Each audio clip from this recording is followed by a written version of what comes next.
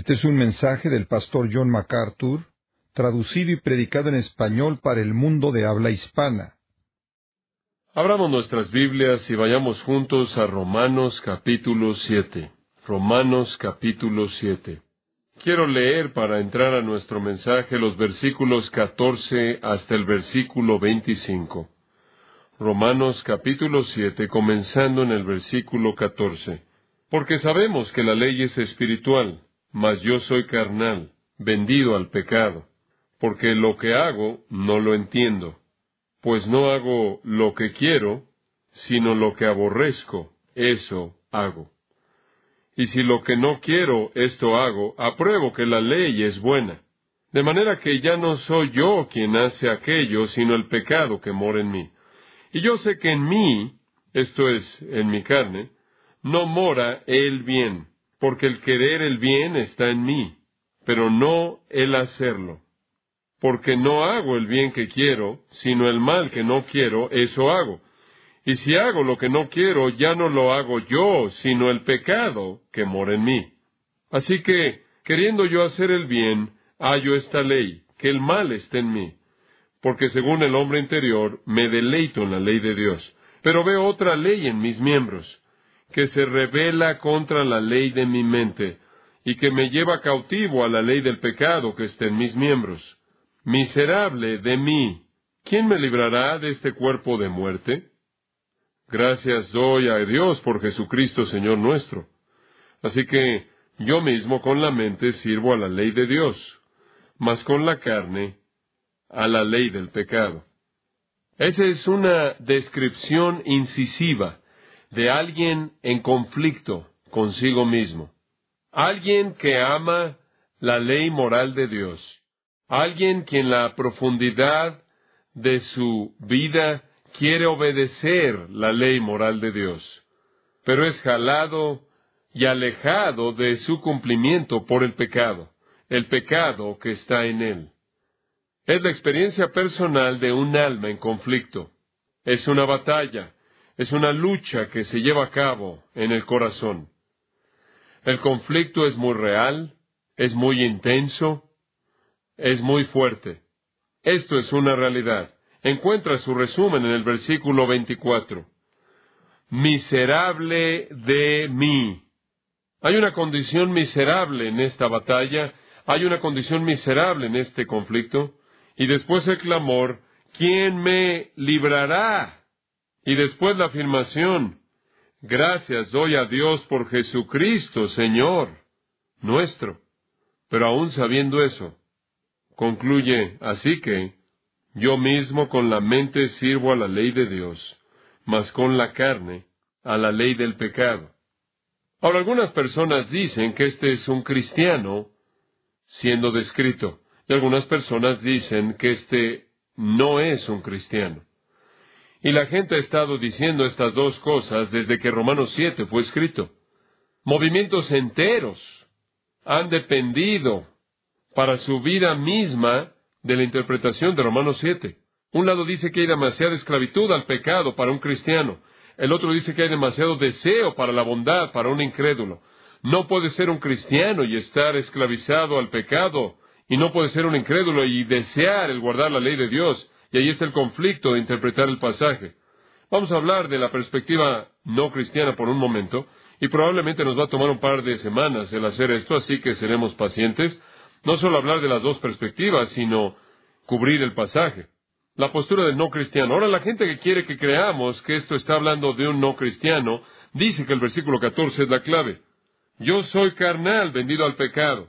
Y entonces dicen que tienen que ser un incrédulo. Y después el versículo 18. Y yo sé que en mí, esto es en mi carne, no mora el bien, porque el querer el bien está en mí, pero no el hacerlo.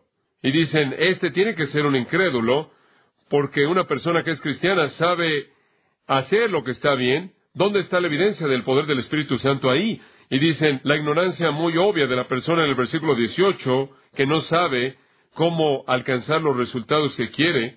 ¿Acaso uno en Cristo es tan impotente? Y después de nuevo el versículo 24, miserable de mí, parece estar más bien lejano de la promesa del capítulo 5, versículo 1, Siendo pues justificados por la fe, tenemos paz para con Dios, mediante nuestro Señor Jesucristo, por quien también tenemos acceso por la fe en esta gracia en la que estamos firmes y nos regocijamos en la esperanza de la gloria de Dios.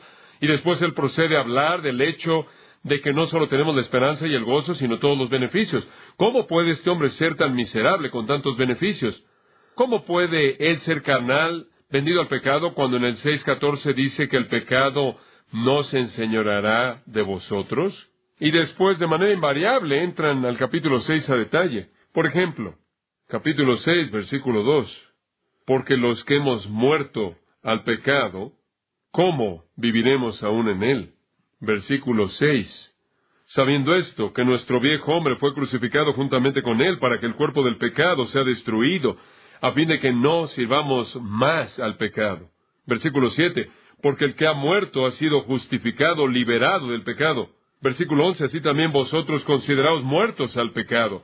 Versículo 12. No reine pues el pecado en vuestro cuerpo mortal. Versículo 17. Pero gracias a Dios, que aunque erais esclavos del pecado, habéis obedecido de corazón aquella forma de doctrina a la que fuisteis entregados. Versículo 18. Libertados del pecado. Versículo 22. Mas ahora que habéis sido libertados del pecado y hechos siervos de Dios. Ahora, con todo eso en el capítulo 6, ¿cómo es posible que pueda decirse en el 7:14, mas yo soy carnal, vendido al pecado, hablando de un cristiano? ¿Entiende el problema? Ahora trataremos con cada una de estas cosas conforme avanzamos a lo largo del pasaje. Pero aquí permítame tan solo decir, en una referencia general al capítulo 6, que el énfasis en el capítulo 6 se encuentra en la nueva creación, la nueva naturaleza, la nueva identidad, la nueva persona en Cristo, el yo redimido. Por lo tanto, el énfasis se encuentra en la santidad del creyente, y en su nueva creación, y en su yo redimido, Él ha quebrantado el dominio del pecado. El énfasis en el capítulo 7 no necesariamente tiene que ser el mismo como en el capítulo 6.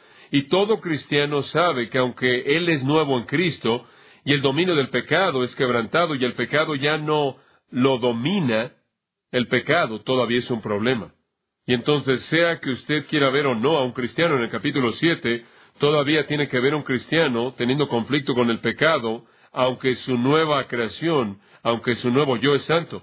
Y esa es la razón por la que es tan importante que entendamos lo que enseñamos en el capítulo 6, que aquello que es recreado es el nuevo yo, que ese nuevo yo redimido es santo.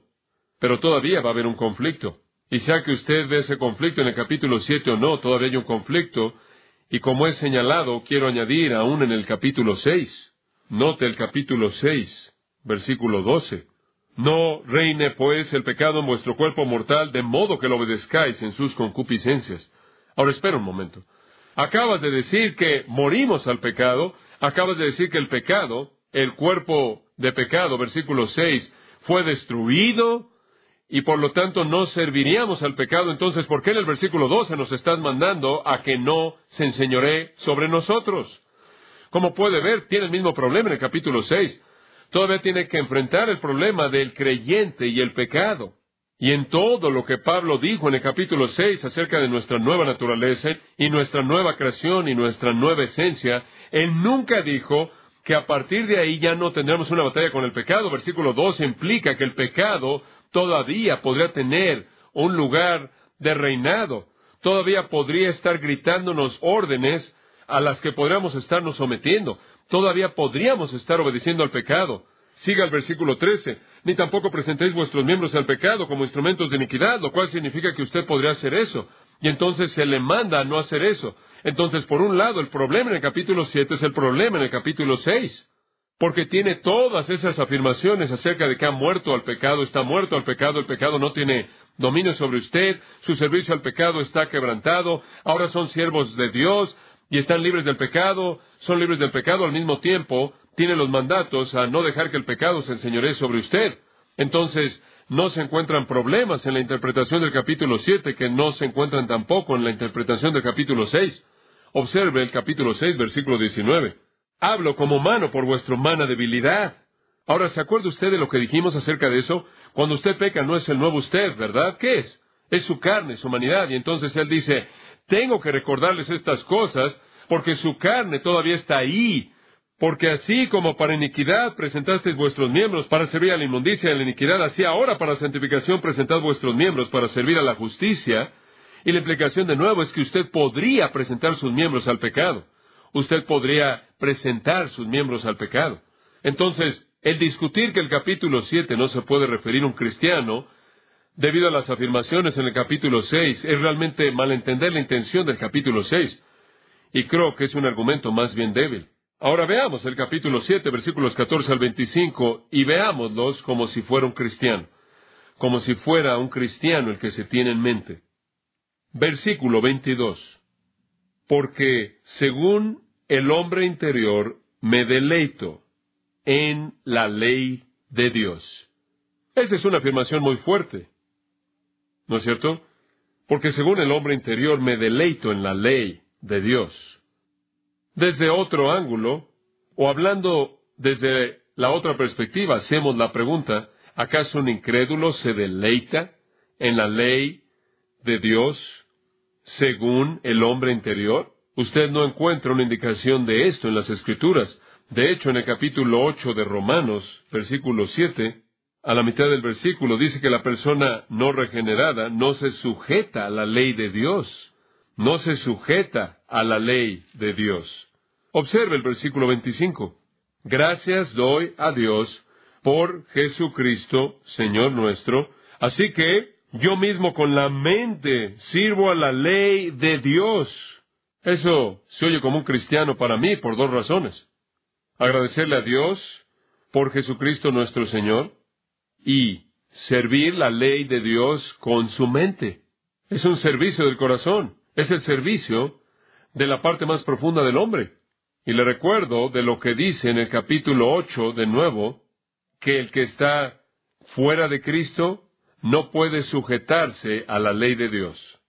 Ahora regrese al versículo 15 y obsérvelo. Porque lo que hago, no lo entiendo, pues no hago lo que quiero, sino lo que aborrezco, eso hago. ¿Sabe usted lo que eso dice? Para mí eso dice que hay una batalla aquí, porque la parte más genuina, más profunda de este individuo quiere hacer lo que está bien, pero algo lo mantiene alejado de hacerlo. ¿Es eso el caso? ¿Es verdad eso de una persona no salva, que realmente anhelan hacer lo que está bien, pero de manera inexplicable se les previene el hacerlo? No según Jeremías, quien dijo, engañoso es el corazón más que todas las cosas y perverso. Observa el versículo 18. Y yo sé que en mí, esto es en mi carne, no mora el bien. Porque el querer el bien está en mí, pero no el hacerlo, porque no hago el bien que quiero, sino el mal que no quiero, eso hago. Lo tiene en el versículo 19. Porque no hago el bien que quiero, sino el mal que no quiero, eso hago. En el versículo 21, así que queriendo yo hacer el bien, hallo esta ley, que el mal está en mí. Entonces el corazón y el alma y la mente, y en la profundidad del individuo, anhela hacer lo que está bien. La inclinación es hacia el bien, pero hay un principio de maldad ahí que hace que no sea cumplido de manera tan fácil. Sea quien sea esta persona, escucha esto, él anhela hacer buenas cosas y se encuentra haciendo, ¿qué? Cosas malas. Hasta donde puedo leer en Romanos capítulo 3, la persona mala no anhela hacer la voluntad de Dios. No hay justo ni aun uno. En Romanos 3 dice que todo acerca de ellos es malo, todo. No hay quien entienda, no hay quien busque a Dios. Versículo 11, nadie busca los propósitos de Dios, la voluntad santa de Dios, la ley santa moral de Dios. No hay temor de Dios delante de sus ojos. No les importa a Él o su ley. El conflicto aquí, la tensión, la batalla entre lo que Pablo dice, me deleito, amo, apruebo, quiero, anhelo, y lo que él de hecho hace, creo yo, solo puede ser verdad en una persona redimida. Realmente no creo que en una persona no regenerada, en una persona no redimida, una persona no salva, realmente hay mucho de una batalla. Digo, no creemos por un momento que la gente sin Dios básicamente realmente son personas buenas, quienes simplemente parece que no pueden vivir de manera correcta. Creemos que realmente son personas malas que actúan la maldad que está en su interior.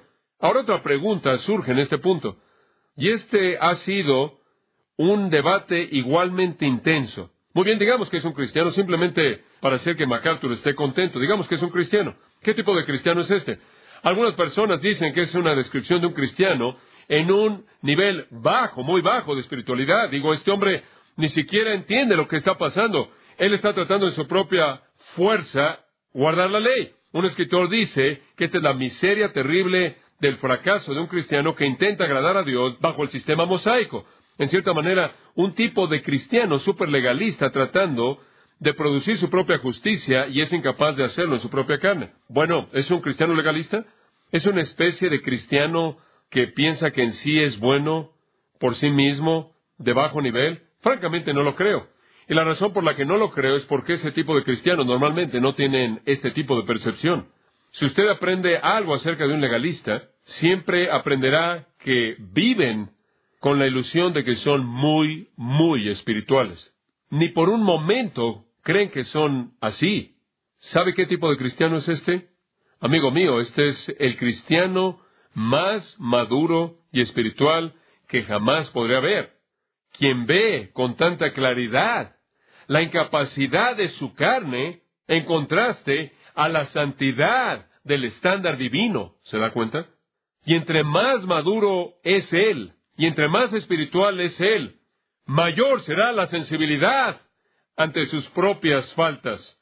Muéstreme usted a un tipo de cristiano infantil, entre comillas, carnal, legalista, que piensa que es bueno en sí mismo, y le voy a enseñar a alguien que vive con la ilusión de que todo lo que él está haciendo realmente es muy espiritual. Enséñeme usted una persona con este tipo de actitud quebrantada, enséñeme una persona que está agonizando en las profundidades de su propia alma, porque no puede hacer todo lo que está escrito en la ley de Dios, y le voy a enseñar a usted una persona espiritual. Y entonces yo creo que lo que usted tiene aquí es a Pablo. Es correcto, a Pablo. Y usted ve la palabra yo 46 veces en esta porción de las Escrituras, en Romanos 7, si me acuerdo correctamente. No las cuente en este momento. Pero bueno, lo dice mucho. Y creo que lo que usted tiene aquí, algunas personas dicen, bueno, este es Pablo antes de que fuera salvo. Este es Pablo cuando se acababa de salvar, y él era infantil y en cierta manera era carnal. Yo creo que este es Pablo en las alturas mismas de su percepción cristiana.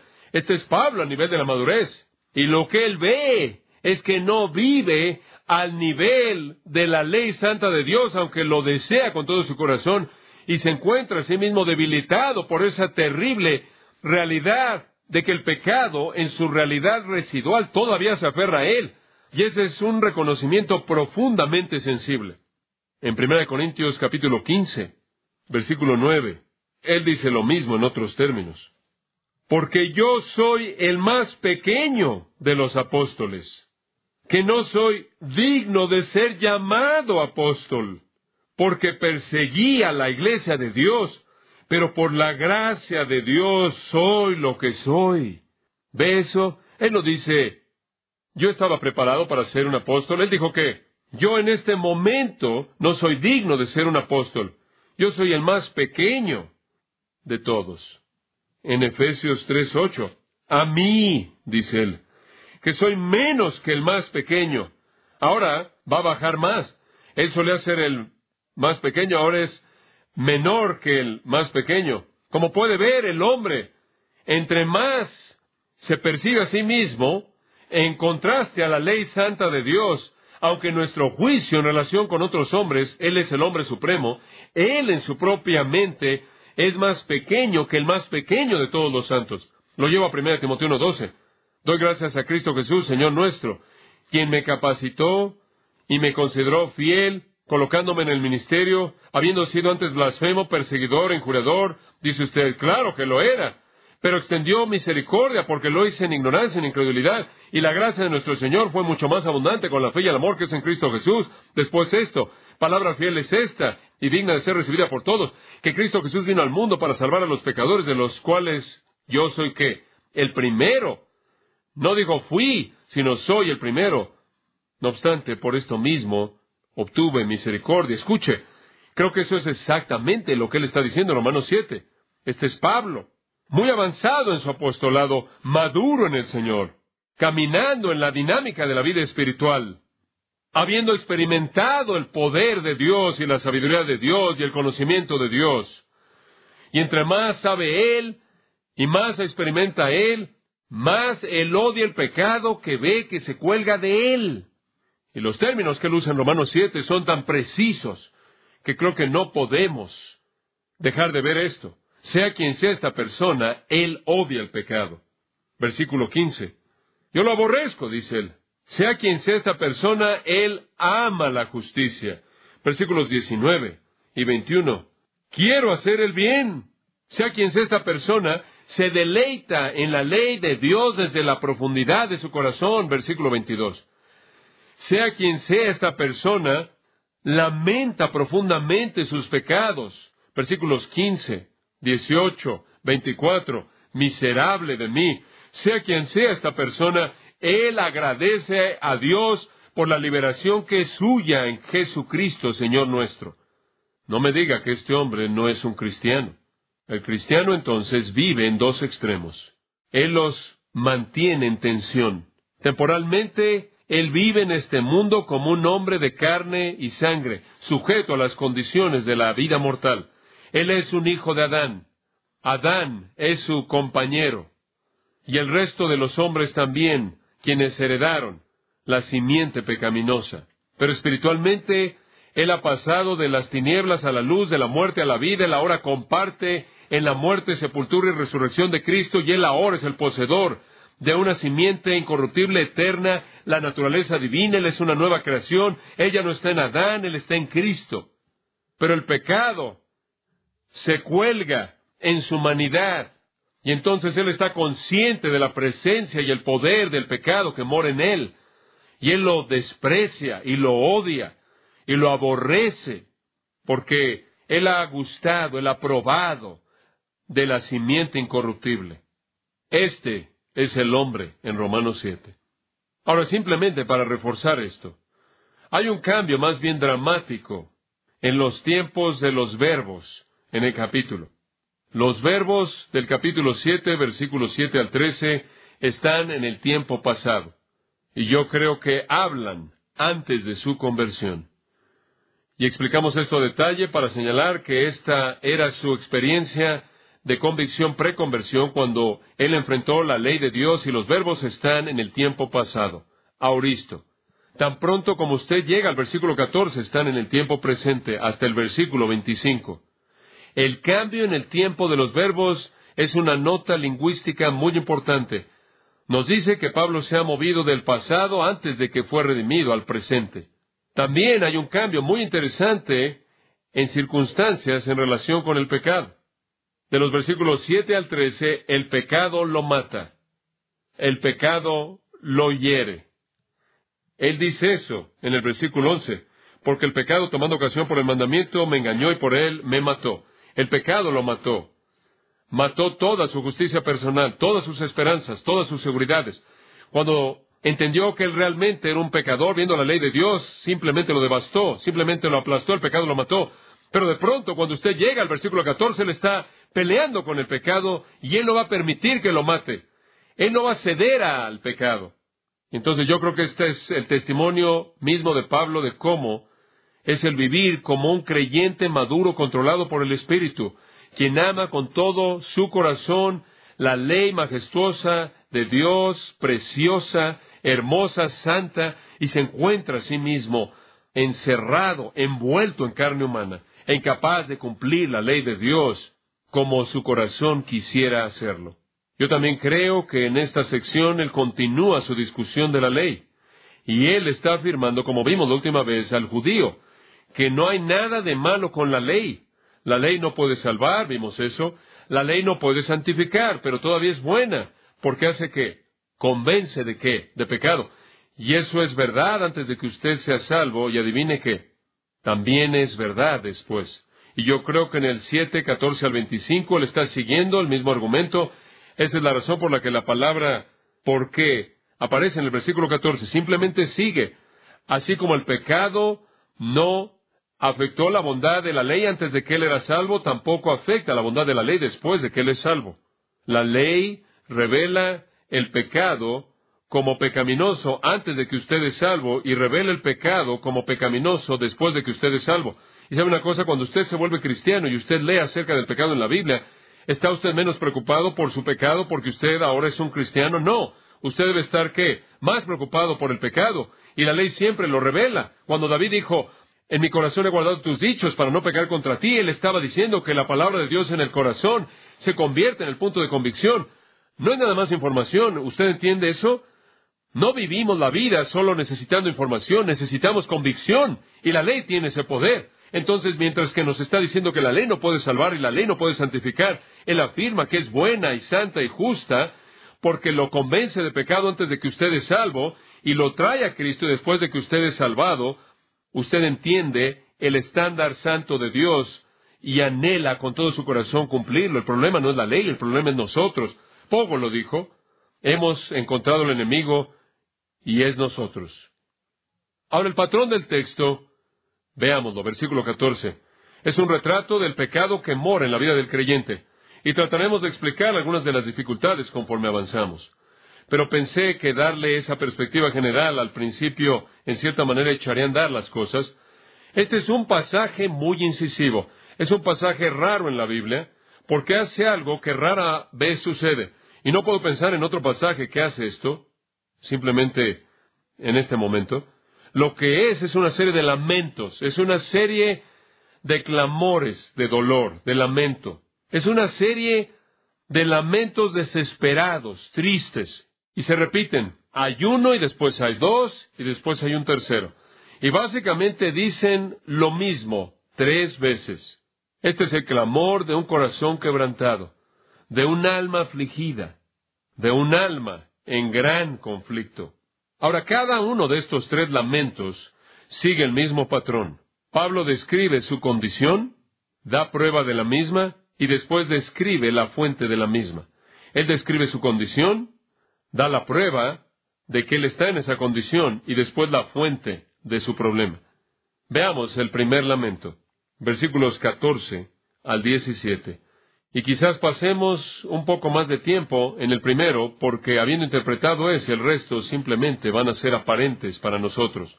La condición está en el versículo 14, y comienza cada uno de los lamentos con una condición. El primero comienza en el versículo 14, el segundo comienza en el versículo 18, y el tercero comienza en el versículo 20. Y cada uno comienza con una afirmación de la condición. Porque sabemos que la ley es espiritual, mas yo soy carnal, vendido al pecado.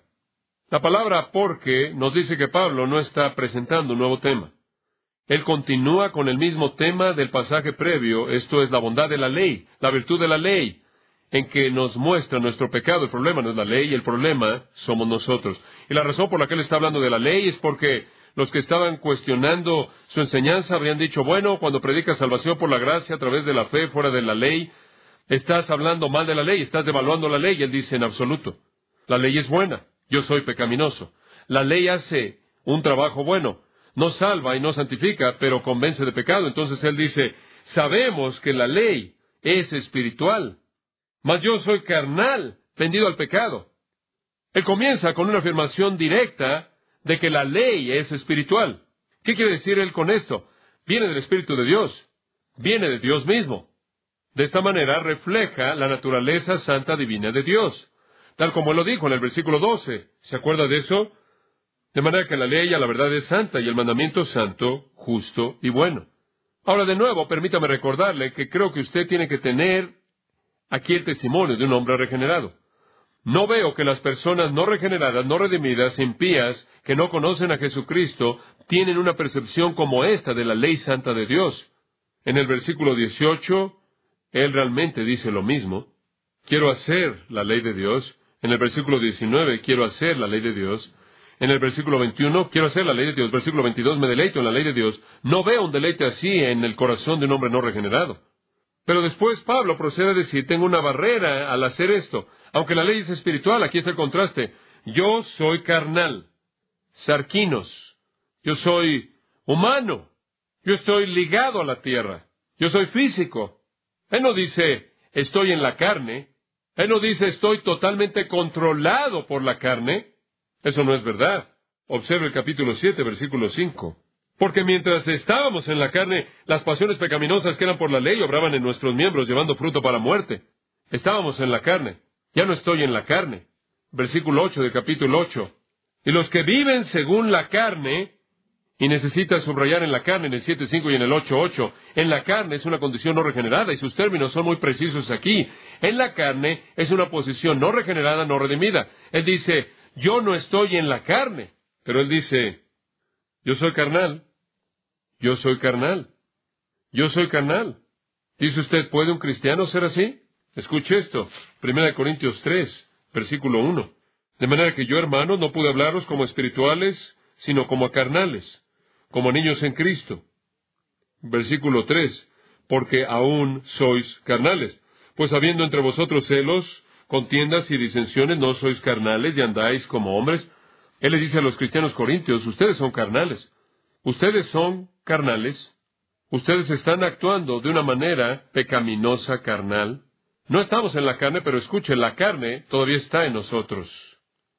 Ya no estamos en la carne en términos de estar cautivos a ella. Ahora observe el versículo 18. Y yo sé, Romanos 7:18, que en mí, esto es, en mi carne, no mora el bien. Él dice, la carne todavía está ahí. Yo no estoy en ella, pero ella todavía está en mí. Y en el versículo 25, yo mismo con la mente sirvo a la ley de Dios, mas con la carne a la ley del pecado. Usted ya no está en la carne está en usted. Y eso es simplemente un término para nuestra humanidad. Podría ser el mismo término como el capítulo 6, versículo 12. No reine pues el pecado en vuestro, ¿qué? Cuerpo mortal. No reine en su mente. Es una mente renovada. Él está usando la palabra mente de esa manera en Romanos 7. No reina en su nueva creación, en su nueva naturaleza. Reina en su cuerpo mortal. Y entonces sus términos son muy coherentes. El pecado está en nuestra humanidad. Esa es la razón por la que, amados, les dije esto hace unas semanas atrás. Cuando usted muere, inmediatamente va al cielo porque usted ya está listo para el cielo. Lo único que tiene que hacer es deshacerse de la carne. Y cuando usted deja el cuerpo, eso es lo único que tiene que enfrentar. Ahora, cualquier cristiano podrá hacer la afirmación en el versículo 14. La gente tiene problemas con esto. Permítame ver si puedo explicarlo de manera simple. Soy carnal. ¿Puede usted decir eso? Yo puedo decir eso. Digo, es verdad. Usted dice sí. Pero ciertamente no estás hablando con términos técnicos teológicos aquí. No. Solo estoy diciendo, yo podría decir eso como cristiano. ¿Soy un pecador salvado por gracia? ¿Todavía soy un pecador? Que Dios me ayude si no. Si digo, bueno, debido a que ya soy salvo, no peco. Mi esposa estará aquí para dar testimonio.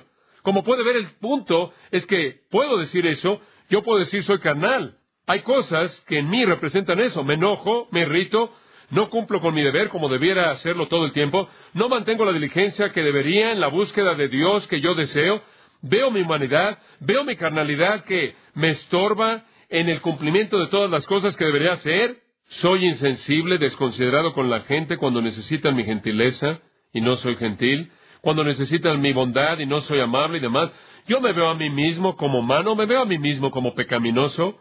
No siempre hablo de manera piadosa a toda persona que me habla de la manera en la que debería. Todos podemos decir esto. Es una afirmación general. Y después viene esta. Y esta parece ser el verdadero Waterloo para los intérpretes. Vendido al pecado. Ahora realmente tiene una afirmación fuerte. Ahora espera un momento. Si fuimos librados del pecado, ¿cómo podríamos estar vendidos al pecado? Bueno, observe el versículo 23. Pero veo otra ley en mis miembros que se rebela contra la ley de mi mente y que me lleva cautivo a la ley del pecado, que está en mis miembros.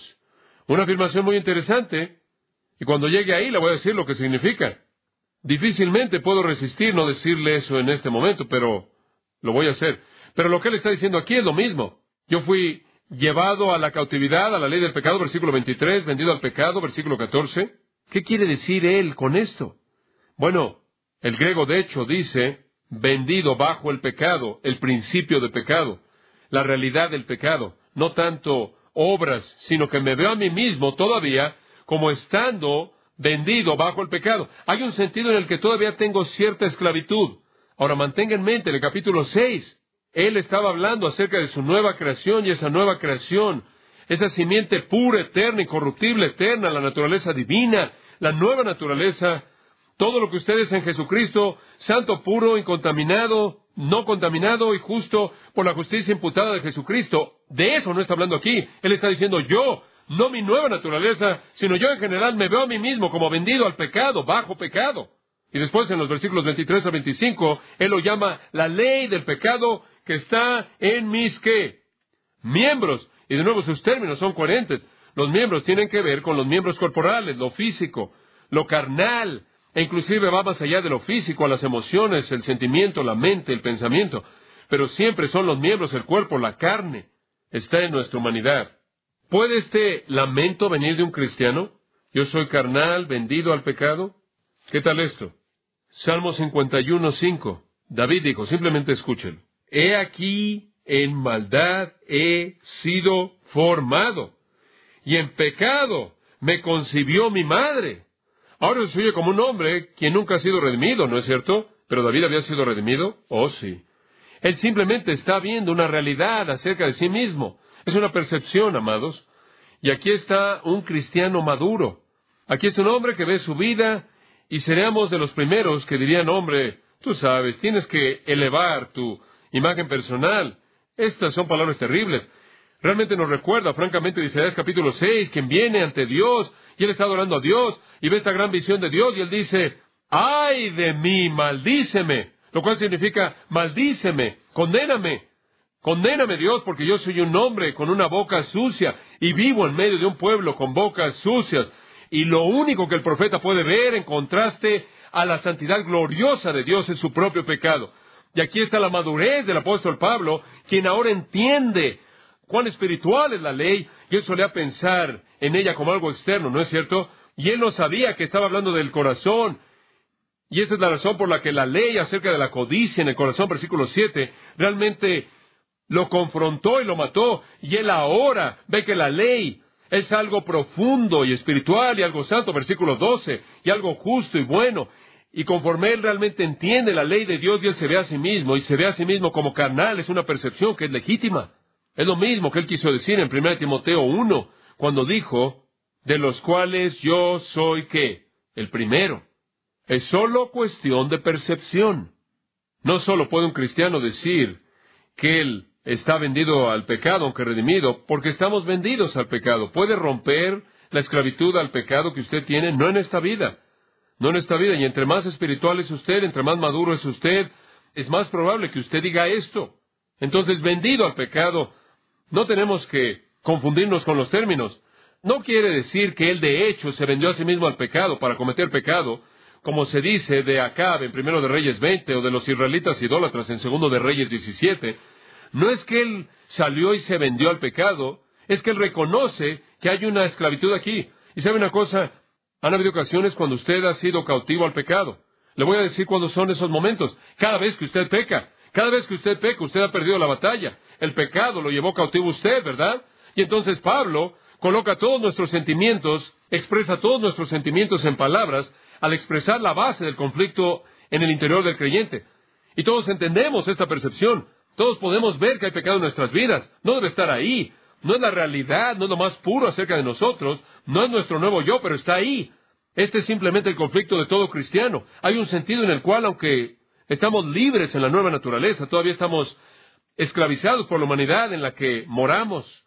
Y quiero volver a decir, realmente no creo que una persona no regenerada pueda hacer una afirmación como esta, porque no creo que saben que la ley es espiritual, por un lado, y por otro lado no saben que son carnales. Y tampoco creo que están vendidos bajo el pecado.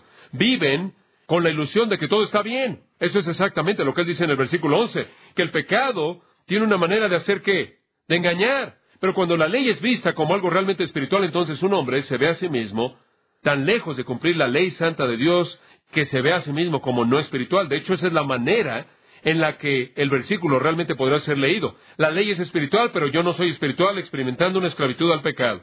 El gran comentarista exegético Cranfield escribió, y cito, entre más se esfuerza un cristiano, con mayor seriedad, a vivir de la gracia y a someterse a la disciplina del Evangelio, más sensible él se vuelve al hecho de que aún sus mejores actos y actividades son desfigurados por el egoísmo que todavía es poderoso dentro de él, y no es menos malo porque con mayor frecuencia es disfrazado de manera más sutil que antes. Fin de la cita. Ahora, permítame decirle algo que le va a sorprender. Él tiene razón. Usted no es menos malo ahora de lo que solía ser en su mortalidad y humanidad no redimidas. Usted es malo. Y no hay muchos grados de esto. Solo se necesita un pecado para ser malo. En usted hay una nueva naturaleza que es santa, pero esa presencia pecaminosa de la carne todavía está ahí. El gran comentarista de la antigüedad Thomas Scott escribió, y cito, cuando el creyente compara sus méritos actuales con la espiritualidad de la ley y con su propio deseo y dirección y anhelo de obedecerla, él ve que a un grado todavía es carnal y bajo el poder de propensidades malas de las cuales, como un hombre vendido como esclavo, no puede liberarse de manera total a sí mismo. Él es carnal en una proporción exacta al grado en el que él queda corto de una conformidad perfecta a la ley de Dios. Fin de la cita. Es una gran afirmación. Él es carnal a un grado exacto o en proporción exacta al grado en el que él queda corto de una conformidad perfecta a la ley de Dios. ¿Y no lo ven ustedes, amados? Esto es realmente lo que el versículo 13 estaba diciendo. El pecado es tan pecaminoso, el pecado es tan miserable, es tan vil, que inclusive cuando una persona ha sido redimida, el pecado se aferra a él de una manera miserable. Esa es su condición, y la de usted y la mía como cristianos. La prueba de esto, versículo 15, aquí está la prueba. Porque lo que hago, no lo entiendo. Pues no hago lo que quiero, sino lo que aborrezco, eso hago. El hombre que piensa que es bueno en sí mismo, moral, puede engañarse a sí mismo, pero un cristiano verdadero guiado por el Espíritu no se va a engañar. Él ve la prueba en él del pecado que mora en él. Observa el versículo con atención. Porque lo que hago, no lo entiendo. Y después más adelante él dice, lo que aborrezco, eso hago. La palabra entiendo habla de una intimidad de amor. Fue dicho de José que él no había conocido a María. Es la idea de la palabra en el griego. Y creo que es usada que, aunque se traduce entiendo en Reina Valera 60, en contraste a la palabra aborrezco, y nos da la libertad de entenderlo de esa manera. Y lo que él está diciendo es que aquello que hago no lo amo, no me encanta. Y lo que aborrezco lo hago, lo cual es otra manera de decir lo mismo. Ahora eso realmente es un conflicto interno real del nivel más profundo. Él dice, mi voluntad está frustrada. No es tanto que cuando él quiere hacer una cosa buena, él no la puede hacer. Es que cuando él ve la ley de Dios y lo quiere hacer, no puede. ¿Lo entiende? No es algo que debilita y dice, bueno, aquí estoy como cristiano y me gustaría decir algo bueno acerca de esto, o me gustaría hacer algo bueno, me gustaría hacer algo honorable y santo, pero no sé cómo hacerlo. Esa no es la idea. Es que él está hablando de algo específico que no puede hacer. Lo que él está diciendo es que hay toda una ley de Dios y quiero obedecer y estoy totalmente frustrado al tratar de hacerlo. ¿Y usted conoce esa frustración? Tan pronto como usted ha hecho algo bueno, usted recibe una palmada en la espalda por haberlo hecho, inmediatamente usted hizo algo malo y se enorgulleció. Y usted queda frustrado y dice lo que acaba de decir, oh, miserable de mí, ¿cuándo me desharé de este conflicto? Su voluntad está frustrada. No es que la maldad gana todo el tiempo, simplemente es que tiene un estándar tan elevado, porque la ley es tan santa, justa y tan buena, tan espiritual, que cuando ve el estándar elevado de la ley, él quiere ganar todo el tiempo para estar del lado de Dios, y cualquier victoria para la maldad se ve para él como una derrota horrenda. Y esa es la razón por la que digo, y con tanta frecuencia lo digo, que el camino a la espiritualidad está pavimentado con un sentido de su propia condición miserable, siempre, no su propia gloria personal. Aquí hay un hombre verdaderamente espiritual. Aquí hay un corazón quebrantado, contrito. Este es un hombre clamando, oh Dios, no puedo ser todo lo que tú quieres que sea. No puedo cumplir toda tu ley santa, justa y buena. Y sabe una cosa, hay muchos cristianos que no están en este punto, y no es porque son tan santos, es porque son tan superficiales en su comprensión de la ley santa de Dios.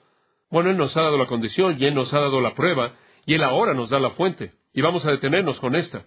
Versículo 16. Y si lo que no quiero esto hago, apruebo que la ley es buena. Digo, no es la culpa de la ley, porque yo quiero hacer la ley. Bueno, dice usted, ¿qué es lo que hace que quieras hacer la ley?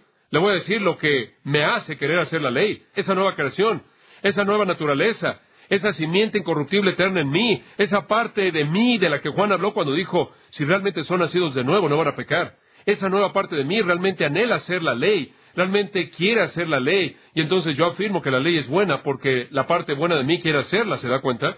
La ley es buena. Ahora entonces, versículo 17. De manera que ya no soy yo quien hace aquello.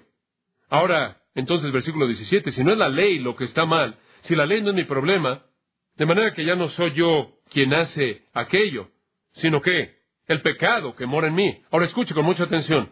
Usted no va a entender esto si usted no entiende lo que voy a decir. El cristiano en su corazón tiene el sentido de la excelencia moral de la ley de Dios. Entre más maduro es el cristiano, mayor la profundidad de su compromiso con la dirección del Espíritu de Dios en su vida. Más profundo va a ser su amor hacia el Señor Jesucristo. Más profundo va a ser su sentido de la santidad de Dios. Mayor va a ser el anhelo de cumplir la ley. Y debido a que es la mejor parte de él lo que quiere cumplir la ley de Dios, entonces la ley de Dios debe ser lo mejor. Y entonces no es la ley de Dios lo que es el problema. El problema es el pecado que mora en mí. Es nuestra humanidad de nuevo. Pero aquí en el versículo 17 está la afirmación clave para interpretar el pasaje entero. En el versículo 14 simplemente habló en generalidades. Y él en cierta manera nos dio una perspectiva de su humanidad no redimida como algo que lo dominaba a sí mismo. Y usted y yo conocemos esa experiencia. Tenemos el sentimiento a veces de que el pecado simplemente domina. No podemos ser todo lo que queremos ser para Dios. ¿Alguna vez has sentido así? No podemos ser tan poderosos, no podemos ser tan puros, no podemos ser tan santos como sabemos que su ley quiere que seamos. Y entonces decimos en el versículo 14, soy carnal y me veo a mí mismo cautivo por el pecado. Y esa es una afirmación no técnica, esa es simplemente una afirmación general. Y él dice, yo soy carnal. Y él no está dividiéndose a sí mismo en dos, no está diciendo, bueno, no soy yo, es el pecado en ese punto. Él simplemente está diciendo, soy responsable. Creo que el versículo 14 es muy importante porque dice al cristiano que si usted peca, ¿quién es responsable? Usted. Y eso nos protege de una especie de dualismo filosófico, y esto está siendo enseñado en muchos círculos en la actualidad, que cuando usted peca simplemente es su vieja naturaleza, entonces déjela pecar. De cualquier manera, usted no puede corregir una naturaleza vieja, déjelo hacer lo que quiera.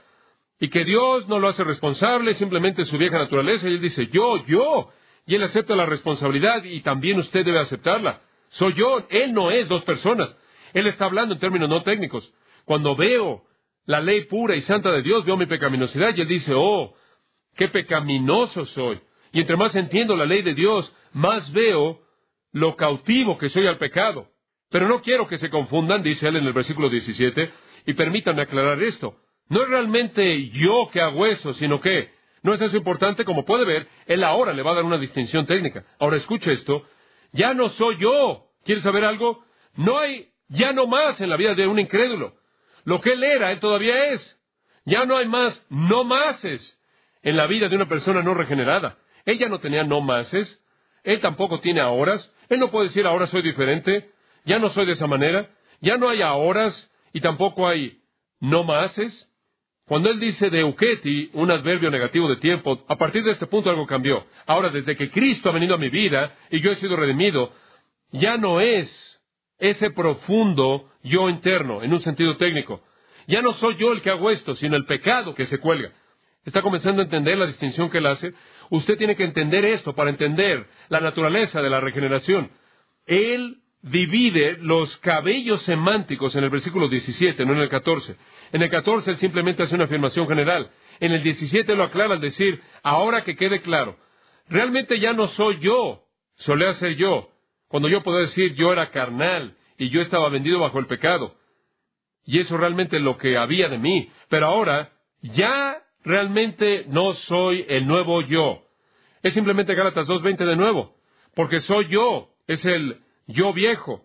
Estoy crucificado con Cristo, pero vivo, mas no vivo yo. No el yo viejo, Cristo vivo en mí. Y la vida que vivo por la fe en el Hijo de Dios, quien me amó y se entregó a sí mismo por mí. Como puede ver, él está diciendo, soy yo, pero no soy yo. Es un nuevo yo. Y eso es lo que está diciendo en el versículo 17. Entonces, después de la salvación, la parte del hombre en donde el pecado ya no reside en lo más profundo de su ser, ya no reside en el ego, ya no está ahí en la sustancia misma de lo que el hombre es recreado para ser como Cristo. Y el pecado halla su morada residual en su carne, en su humanidad. Y él dice eso en el versículo 18, en mi carne no mora el bien. ¿Cuál es la fuente del problema de Pablo? La condición, el conflicto, la prueba. No hago lo que yo quiero, hago lo que no quiero hacer. La fuente al final del versículo 17, el pecado que mora en mí, el pecado que mora en mí. Quiero decirle que hay una diferencia enorme entre el pecado que sobrevive y el pecado que reina. El pecado ya no reina, pero sobrevive en nosotros. Voy a cerrar con esto. Somos como un artista no preparado que tiene una pintura que está por pintar. Tiene una perspectiva clara. Quizás él está afuera, ve las montañas y los árboles y los ríos, y él tiene ahí su paleta, tiene sus diferentes colores, y él está listo para pintar este panorama glorioso. El problema es que realmente es un verdadero torpe y no puede pintar ni siquiera figuras de palitos, mucho menos panoramas, paisajes. Él tiene la escena que debe ser pintada en toda su majestad gloriosa, maravillosa. Él tiene todas las pinturas para pintarla, pero no tiene la capacidad. Él es debilitado por su incapacidad física. No es que no lo puede percibir, no es que no tiene todas las herramientas disponibles, es que simplemente su torpeza le estorba. El problema no está con la escena, con el panorama, ¿verdad? No hay nada de malo con el panorama, con el paisaje. La culpa ni siquiera la tiene la pintura. La culpa está en la capacidad del pintor. Y ahí es donde realmente el cristiano encuentra su frustración. Yo creo que ahí es donde llegamos al punto en donde le pedimos al artista, al pintor maestro, que coloque su mano en nuestra mano, que detenga nuestra mano conforme detenemos el pincel y damos los pincelazos, que de manera independiente de él nunca podríamos pintar. Y esa es la razón por la que tenemos que reconocer que la victoria que experimentamos solo viene cuando nos presentamos a nosotros mismos a aquel que puede vencer la carne. En Gálatas, voy a cerrar con este versículo 5:17, porque el deseo de la carne es contra el espíritu y el del espíritu contra la carne. Y estos se oponen entre sí para que no hagáis lo que quisiereis. ¿Se oye conocido? Como Romanos 7. Dice usted, bueno, conozco esa batalla, ¿cómo la ganas? Retrocedo un versículo. Digo esto, andad en el espíritu y no satisfagáis, ¿qué? Los deseos de la carne. Yo creo que el espíritu nos puede dar la victoria, pero permítanme advertirle, entre más victoria tiene usted, entre más maduro es usted en Cristo, entre más ve la justicia ganando sobre el pecado, más reconocerá usted la pecaminosidad del pecado y más encontrará usted mismo en Romanos 7. Es un lugar para personas que están totalmente comprometidas de todo corazón, cuyo anhelo más profundo es cumplir la ley entera de Dios, y están en gran aflicción porque no lo pueden hacer, y claman, miserable de mí. Versículo 24, ¿cuándo? ¿Cuándo me voy a deshacer de qué? Del cuerpo. Los términos son siempre coherentes. ¿Cuándo voy a descargar esta carga y llegar a la gloria y cumplir de manera eterna la ley de Dios? Ese es el primer lamento. Tenemos dos por delante. Oremos. Padre nuestro, te damos gracias en esta noche por este pasaje tan útil que abre nuestros corazones a nosotros y nos ayuda a ver la lucha. Te damos gracias, oh Dios, porque somos nuevos en Cristo. Pensamos en las palabras del apóstol Pablo a la iglesia corintia cuando escribió, si alguno está en Cristo, nueva criatura es. Las cosas viejas pasaron. He aquí, todas son hechas nuevas. Y sabemos, Padre, que en la nueva naturaleza todas las cosas son nuevas, que en ese nuevo yo que estamos en Cristo, todo es nuevo, y hay justicia ahí. Pero, Padre, la carne, el cuerpo de esta muerte, nuestros miembros, este cuerpo mortal, con su naturaleza carnal residual, se cuelga de nosotros y causa una batalla. Ayúdanos a saber que no es la culpa de la ley. La ley es santa, justa y buena. Es la culpa del pecado. Y Dios, danos el deseo de corazón de cumplir toda tu ley buena, de ver al pecado derrotado. Y sabemos que viene cuando caminamos en el poder del Espíritu, cediendo a Él, probando la dulzura de la victoria, hasta el día en el que Jesús venga y nos libere del cuerpo de esta muerte, y nos volvamos todo lo que debemos ser en tu presencia gloriosa. Mantén nuestros corazones abiertos conforme continuamos estudiando este capítulo, para que podamos escucharte a ti hablando. Te damos gracias en el nombre de Cristo. Amén. Para más información sobre los mensajes y libros del pastor John MacArthur y de los derechos legales de los mismos, puede acceder a la página en gracia.org.